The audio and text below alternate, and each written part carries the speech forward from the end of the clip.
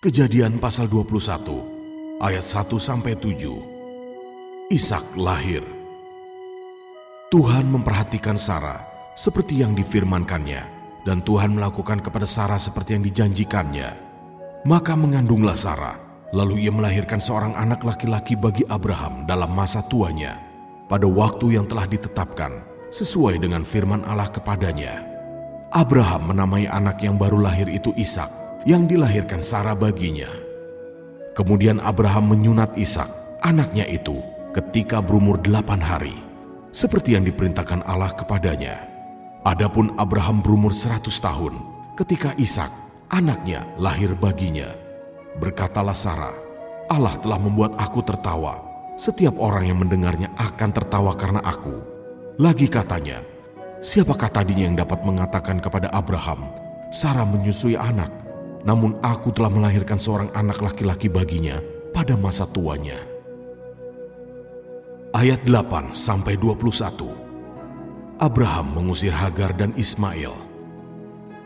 Bertambah besarlah anak itu dan ia disapi. Lalu Abraham mengadakan perjamuan besar pada hari Ishak disapi itu. Pada waktu itu Sarah melihat bahwa anak yang dilahirkan Hagar, perempuan Mesir itu bagi Abraham, sedang main dengan Ishak anaknya sendiri. Berkatalah Sarah kepada Abraham, usirlah hamba perempuan itu beserta anaknya, sebab anak hamba ini tidak akan menjadi ahli waris bersama-sama dengan anakku Ishak. Hal ini sangat menyebalkan Abraham oleh karena anaknya itu.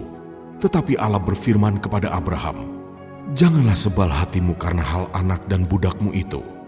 Dalam segala yang dikatakan Sarah kepadamu, haruslah engkau mendengarkannya, sebab yang akan disebut keturunanmu ialah yang berasal dari Ishak. Tetapi keturunan dari hambamu itu juga akan kubuat menjadi suatu bangsa, karena ia pun anakmu.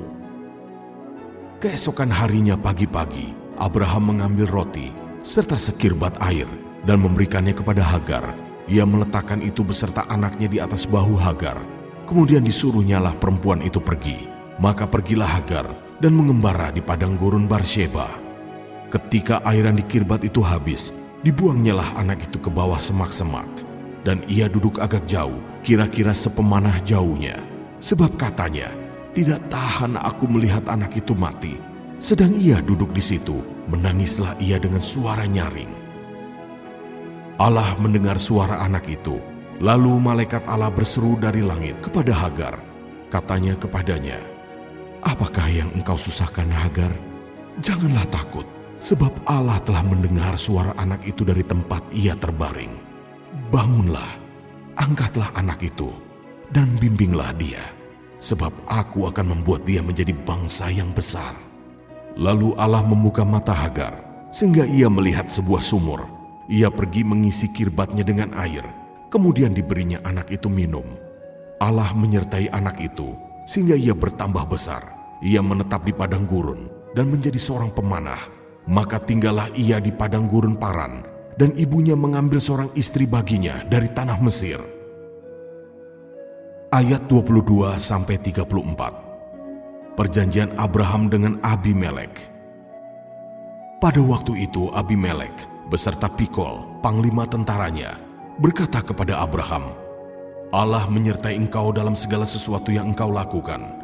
Oleh sebab itu bersumpahlah kepadaku di sini demi Allah, bahwa engkau tidak akan berlaku curang kepadaku, atau kepada anak-anakku, atau kepada cucu cicitku, sesuai dengan persahabatan yang kulakukan kepadamu. Demikianlah harus engkau berlaku kepadaku, dan kepada negeri yang kau tinggali sebagai orang asing. Lalu kata Abraham, aku bersumpah. Tetapi Abraham menyesali Abimelek tentang sebuah sumur yang telah dirampas oleh hamba-hamba Abimelek. Jawab Abimelek, aku tidak tahu siapa yang melakukan hal itu. Lagi tidak kau beritahukan kepadaku, dan sampai hari ini belum pula ku dengar. Lalu Abraham mengambil domba dan lembu dan memberikan semuanya itu kepada Abimelek. Kemudian kedua orang itu mengadakan perjanjian. Tetapi Abraham memisahkan 7 anak domba betina dari domba-domba itu. Lalu kata Abimelek kepada Abraham, untuk apakah ke-7 anak domba yang kau pisahkan ini? Jawabnya, ke-7 anak domba ini harus kau terima dari tanganku, untuk menjadi tanda bukti bagiku, bahwa akulah yang menggali sumur ini.